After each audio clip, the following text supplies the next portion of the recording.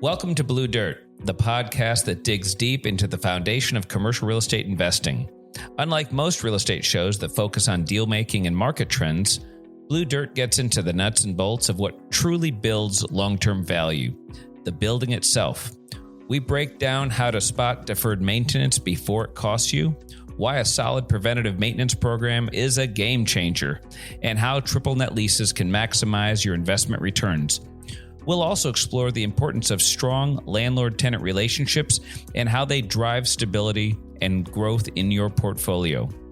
Whether you're a seasoned investor or just getting started, Blue Dirt gives you the practical knowledge to make smarter, more profitable decisions in commercial real estate.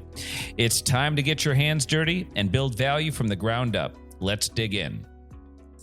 Welcome to Blue Dirt, where even idiots can make a killing in commercial real estate. I'm Michael Carroll with SVN Southland Commercial Real Estate, joined by Don Redhead with Blue Commercial Properties. And today we're going to talk about what happens when you as a landlord or a broker or a property manager, but you have a tenant that signed a longer term lease and they want to get out early.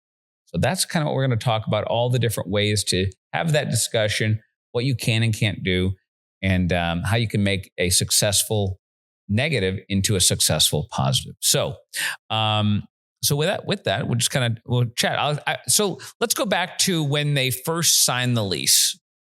It's an exciting time. It's an exciting time. Everybody's happy. When I sit down with people for their lease signing, I go through a lot of the parts of the lease, even though they may have read it, even though their attorney may have gone through it completely. I like to let them know what I think are really important parts of the lease, specifically related to their obligations to maintenance versus the landlord's obligation to maintenance. That's kind of one of the bigger points for me, because that's where Don always runs into a lot of issues with tenant responsibility.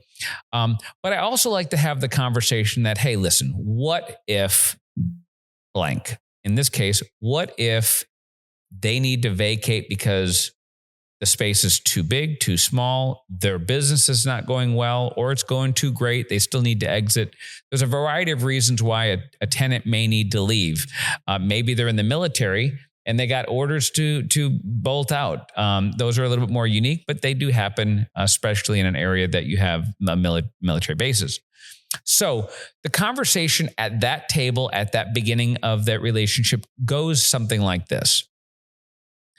Tenant, if you need to vacate, what I recommend you not do is what we call a midnight run, right? You know, it's not going well. So in the middle of the night, you get all your stuff and you leave. In that scenario, I can't help you. We are going to go legal day one. We're going to go and find you, and we're going to do our best to sue you and bring you to justice. What's better is if you know, and you as a tenant know in advance, if you're not doing well. Let's just use that example. You're not doing well and you're struggling. Call me early. Tell me what's going on. And what we can do is we can try to help mitigate your loss with the leased space. So, hey, Mike, things aren't going well. I don't think we can be in the space that much longer. And so what I'll do is I will try to find a replacement tenant for them, with the ideal scenario that on the last day of the lease that they stay, the new tenant takes over and starts paying rent the very next day. Now, there's a lot of variations of that, but the reality of it is it's not that they wanted to go out of business. They're just going out of business. Now, most of our leases have a personal guarantee. So they're personally guaranteed the lease. So even if their business goes belly up, they're still on the hook for that. And our goal as landlords is to mitigate their loss. All right. And so I let them know, hey, the goal right now is you have got to pay your rent until we find a replacement tenant to take over your rent obligation. And so let's work together. Give me as much time as possible. Don't wait to the bitter end, because it doesn't help the tenant to relocate and or even close down and give us the time to find a new tenant. So I'm going to pause there. From your perspective as a property manager, you deal with this a lot on our behalf. What would you like to add into that part of the conversation?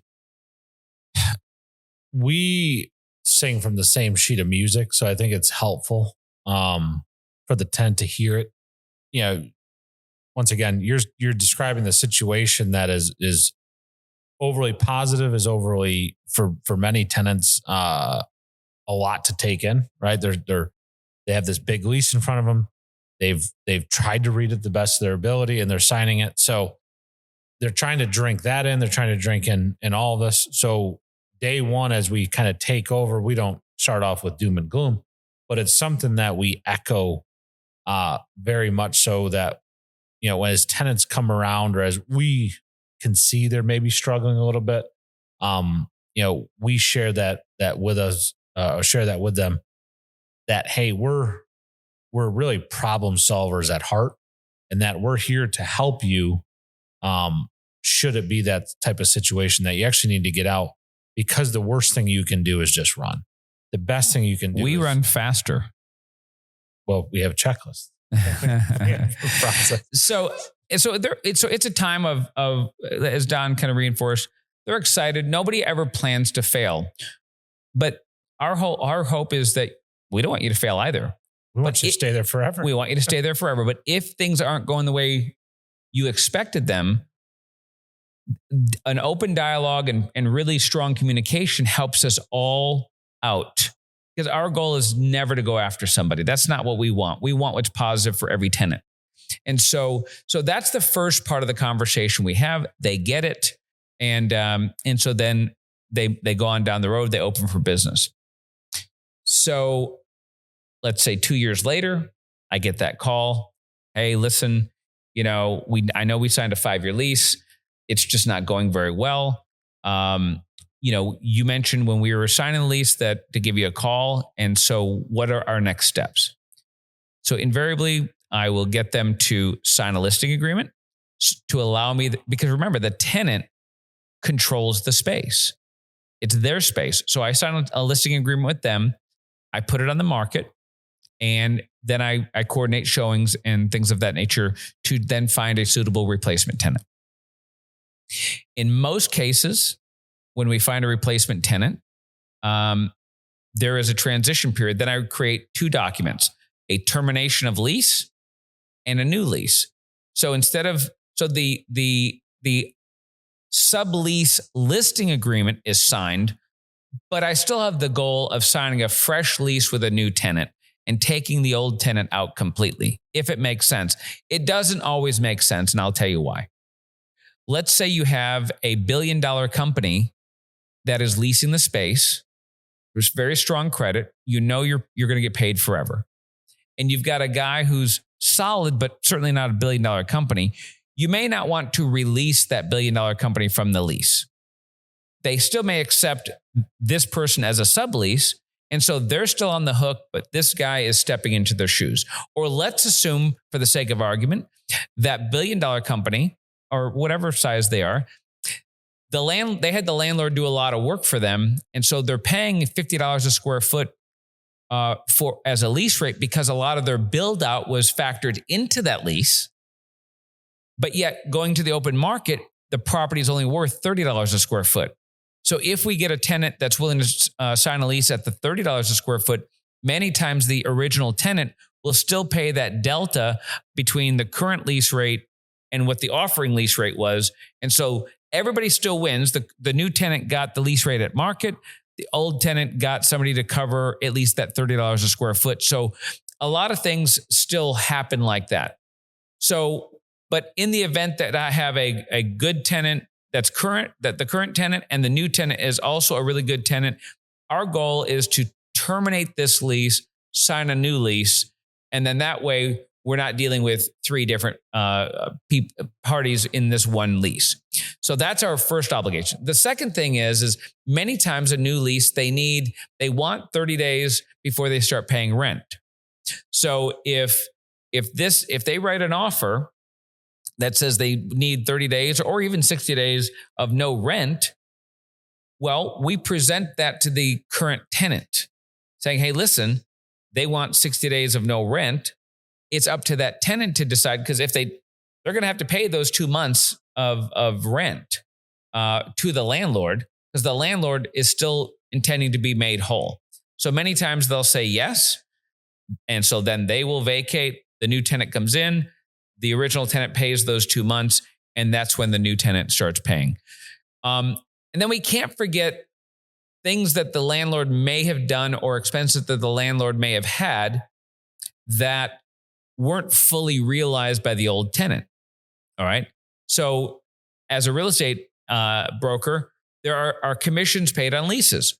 Well, if the landlord paid commissions on a 5-year lease, but this tenant is vacating essentially after 2 years, and they hired them to get a new tenant in place, well, that's a new commission. Well, the landlord, if the landlord's going to pay on this new commission, they kind of would like to get reimbursed from the old tenant on an expense that they did not realize. And so that's something that we'll typically ask for back as the unamortized portion of the commission to that landlord. Other things might be a build out that the landlord did on behalf of the tenant that wasn't fully realized. Again, they occupied the space 24 months of a 60-month lease. They might want to get reimbursed. And so this type of language is helpful to be in the lease in the event a tenant vacates early. These are some recaptured items. And Don, how do you help a landlord go after these types of items in that scenario, to help mitigate the loss of the current tenant, but yet making sure that the current landlord or the landlord's made whole? Usually it's documentation of really the financial costs, right? If you don't have good books and you don't know what those actual construction expenses were, it's kind of hard to go after them, right? So you got to have good financial records to say, hey, and have, records of invoices. Hey, I paid the real estate broker $5,000, right? And I paid $15,000 towards the build out. So we'll run the formula, based on the total occupancy as far as the duration, and then say, hey, you only occupied it for this period. And then we'll create that invoice. And then, we can go after them for the full thing. And not everything is a fight. I mean, we have a scenario right now. The tenant signed a 60-month lease. It was tied to a government contract. There's a clause in there that they could get out if the government contract was canceled. They actually had 7 months of a 60-month lease left. And so they are going to pay the unamortized 7 months of the real estate commission and the 7 months of the unamortized build up. Mm-hmm. And it's not an argument. I mean, it was clear. And that's what makes it nice when you are dealing with those types of organizations of that sophistication. This is just another day in the life. These guys, they live it. They know this is how it goes. It's not emotional. Yeah. It's just very transactional. So it gets emotional when you have a family that's struggling. You know what I mean? And so, we want to be as kind and generous as we can, but at the same time, we can't just take a loss because but that's where good communication can help mitigate the loss, lower it to a point that, hey, listen, we're not happy with ourselves. Our business didn't work out the way we wanted to, but boy, we appreciate you helping us through this process. And that's our goal. Yeah. And it's like we talked about in the beginning, and I've probably always talked about, our goal is to have them in the space forever, right? Because even though this is a difficult situation for them, it's a lot of extra work on our side of the equation to help this bad situation, be not so bad. Well, and we're talking about a bad situation. There's a lot of reasons why people leave, right? And so if you got the communication, let's just assume, hey, our business is going so good, the space is too small for us. Well, I can step in as a broker, help them find a new location and help backfill the space. Or the opposite. Hey, it's too much for us. We want to get into a smaller space. Again, that regular communication can be very, very helpful. They're relocating. There's just a myriad of reasons why people leave. It's not just because their business is going poorly. So understand that good communication. And they might be selling their business. Well, maybe it's a new opportunity to get a whole new lease with this new company. So there's a lot of reasons why people might need to exit or consider exiting early. It may just be that they thought especially during an acquisition, sometimes, they're competing. Well, we have a location here and a location there, so we only need one location. Okay, well, why are you choosing this one over our location? And maybe their data is flawed, and you can help them see both sides. And we only need one, but this actually makes more sense than that. So Or they need the be an build out. advisor for them, right? They may need improvements. Hey, Right. this one's got whatever, right? Right. And if you are like, no, I want to keep you here. Right. I know we tried that with the office park in Gulf Breeze. What do you want? We'll totally renovate this complete building for you. So it's custom to your workflow, and it's somewhere that you want to move the rest of your team to versus leave. So but strong communication, being approachable as the landlord or the property management team allows them to have that sense of vulnerability or comfort to come share a failure. At the end of the day, once again, we're talking about both sides, but most of the time it's something's not going well. Well, and then how are they going to leave the space? I mean, if you can get them to restore the space to the way it was when they took it over, and I'm not saying tear down walls necessarily, but let's just say somebody had a really random, they had to paint their building pink for some reason. Well, I mean, that's not a marketable color. I mean, repainting the space might be $5,000, $10,000, $20,000, depending on the size of the space. So, hey, listen, just before you leave, I want you to make sure you put it back to a cream color or whatever. That can also help a landlord save a lot of money on recouping costs. And it's like you just said, more marketable, right? You have a higher chance of it getting backfilled faster. So it really is a partnership. If they can go in there and prime it to where when you show it, it's that much more desirable of a space. Therefore, more likely someone's going to move in faster. It becomes a win for both organizations. And that's always the goal. How do you create that win-win scenario? And then the same thing, schedule walkthroughs. Don will schedule a walkthrough with the tenant. Hey, we know you're still here, but these are things you can do to help us make the space more marketable. We can also address any issues up front. And, I'll be honest with you, there have been times when I've gotten those calls and it's been more on the business side. Hey, our restaurant's not doing well. And I may go to them and say, hey, listen, I know a restaurant consultant. Have you considered, there's been some restaurants that their top line sales have been fantastic, but they're just not driving that money to the bottom line. Well, so the great thing is they've got the sales, but they're obviously not managing and operating the business in a way that they can figure out how to be profitable. So there have been times when I would suggest a restaurant consultant that has gone in and really helped them improve their financials to a point where maybe they don't have to leave at all. Maybe now they're happy because now they're making money. They're having to make modifications to either their menu, their staffing, or whatever the processes are that maybe are not going well. Their food cost or portion control, or even in their buying may not be right. So there's a lot of other factors that we can assist. We may not be an expert in the field, but there's a good chance we know people that are. Mm. What else? I don't know. So at the end, once we get that lease termination in place, then we have a sit down. We have the lease termination, and then we have the new lease. And then once those are both signed by the new tenant and the current tenant, then the landlord will have a simultaneous signing. So all things are executed simultaneously. Or whether it is a sublease agreement that is signed by the subtenant and the sub-landlord, in this case, the current tenant who becomes the sub-landlord. And then you also got to make sure that you are conscientious about the assignment language in the lease. Is the lease assignable? A lot of times the leases are not assignable without the landlord's permission, or if you assign it, it doesn't mean that you're releasing the current tenant from their personal guarantee obligations. So there's a lot of little factors that come in that a real estate expert or a property management expert can actually help you through. Those are a couple of thoughts that I had in mind. Yeah, and it was one that, probably preach all the time where as we keep doing these is having the right checklist, right? As you're going through all these, having the right documentation, because especially when you said the assignment, it made me think of a scenario where, we had a great relationship with one tenant and some things were more verbal, right? We were all on the same page. Kumbaya. I know which tenant you're talking about. Oh my God, our little nightmare. And not a bad replacement tenant, but certainly not the person we signed up.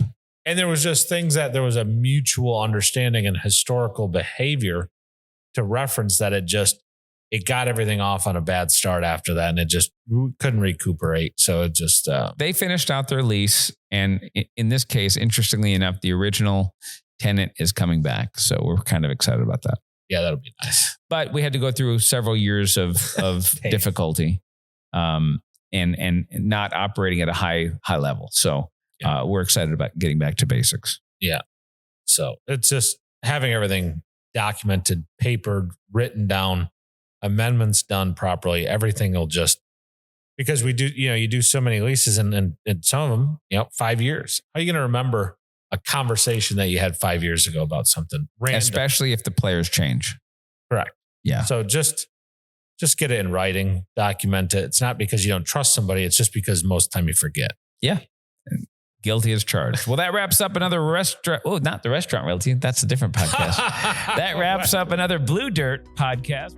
That's a wrap for this episode of Blue Dirt. We're here to help you build smarter, invest wiser, and create long-term value in commercial real estate, one solid foundation at a time.